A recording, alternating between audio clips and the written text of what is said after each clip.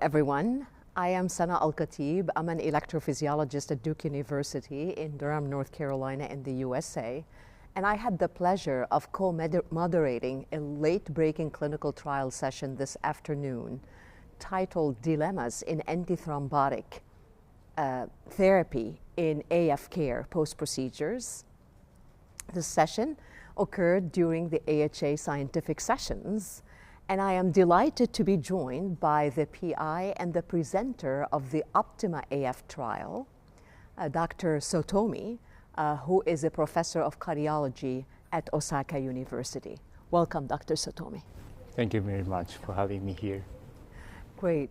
Would you please just take a couple of minutes and give a quick overview of this study as well as the results to our audience?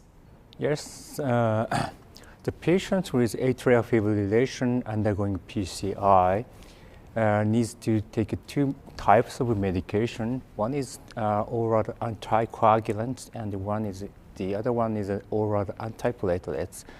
However, dual use of these drugs increase the bleeding risk synergistically.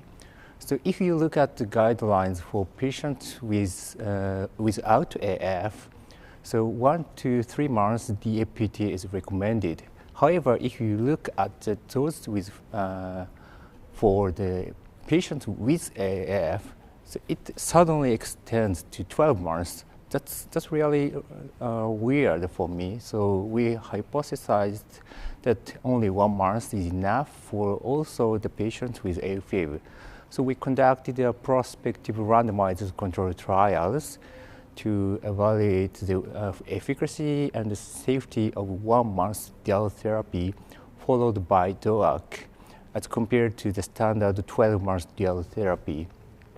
So we tested the non-inferiority of the efficacy endpoint, which is ischemic endpoint, a composite of death or thromboembolic events, and also evaluated the superiority of the bleeding events.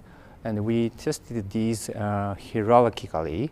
And the first one is non-inferiority of the primary efficacy endpoint, and that was met. So we go to the next one, the superiority of the bleeding events. That's also achieved. So the event rate was about 5% in both arms for the ischemic event.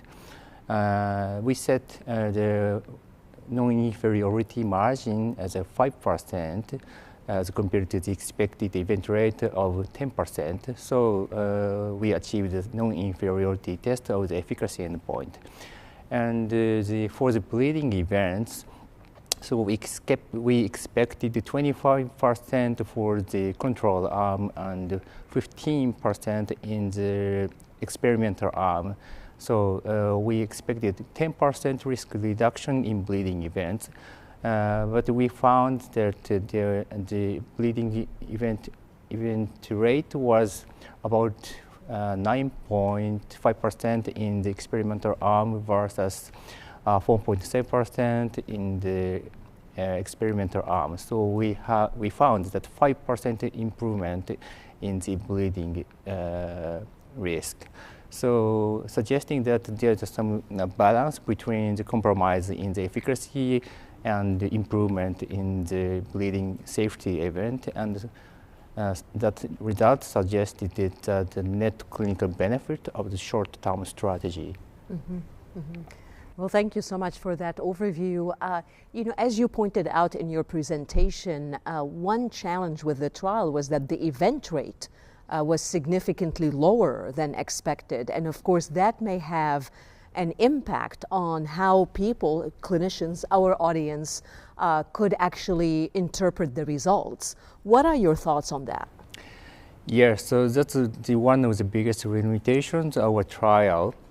However, I want to insist that there's some balance between the safety and the efficacy, because we shortened the duration of the antithrombotic therapy, and the actual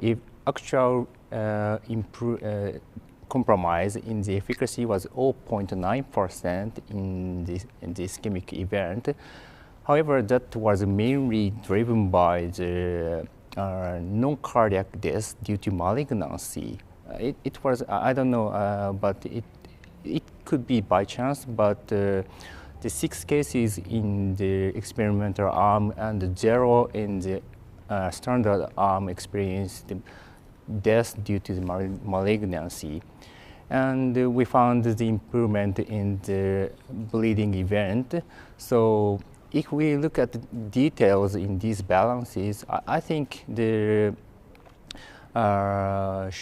shortened duration of the dual antithrombotic therapy could be applicable to our clinical practice. Indeed. The other excellent point that you brought up during your presentation is the fact that all the patients enrolled in your trial are from East Asia. And in fact, we know there are data to show that the risk of intracranial hemorrhage, the risk of ischemic stroke is different in that population compared with other populations. So then people need to also take that into account, right, as they look at these results. But lastly, what is the take-home message for our listeners here? Yeah, that's true. So our trial, primarily involved the East Asian population, which is totally different from the Western populations. So there's a East Asian paradox. So the East Asian people has some higher bleeding risk as compared to the Western populations. But I think, and also important thing is that our procedure are all imaging guidance. So maybe it's difficult to directly apply to the Western population. However, at least 12 months is too long for, I think. And so the imaging guidance is also now recommended as class 2A in the US or European guidelines. So I think it's only for the left main PCI or complex PCI. I think this kind of bleeding risk could be also one of the criteria for using the intracoronary imaging.